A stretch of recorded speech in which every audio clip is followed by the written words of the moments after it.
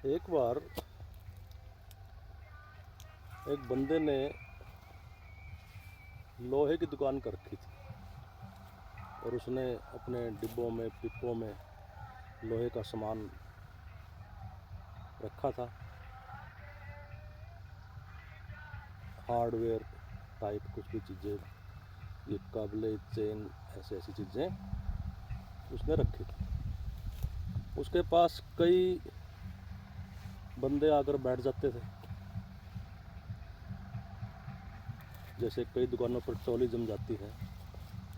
एक दिन वो बैठने वाले ही बोले, भाई तेरा कुछ बिकता तो है नहीं, तू कमाता क्या है?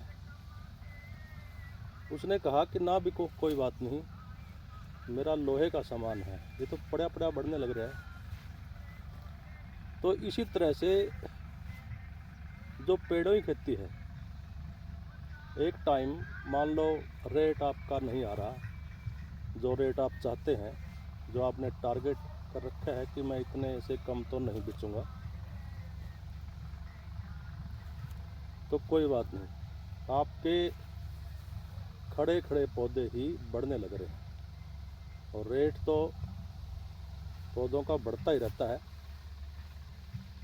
और पिछले 10 साल का तो रिकॉर्ड है, जैसे मैंने सर्च किया, पूछा सफ़ेदे के व्यापारियों से भी, दूसरों से भी, कि पिछले 10 साल से कभी इसका रेट कम नहीं हुआ, हर बार बढ़ता ही रहता है। तो ये खेती ऐसी है, पेड़ों की खेती, कि जो आप टारगेट ले लेंगे वो आ ही जाएगा। तो ये तो खड़े खड़े ही फ़ायदा देने वाली चीज़ें हैं। ये तो ऐसी तो फसल है नहीं जैसे फल की है या अपनी जीरी की है, कणक की खेती है। ये अब पक गई, अब तो काटनी भी है और बेचनी भी है। तो इसके ऊपर ये भी लागू नहीं होता कि अब तो बेचना ही पड़ेगा, और तब हमने बेचना पड़ता है जब बहुतायत में माल आता है। एकदम आती हैं फसलें जनरली, तो इस चीज़ का भी असर पेड़ों की खेती पर नहीं होता।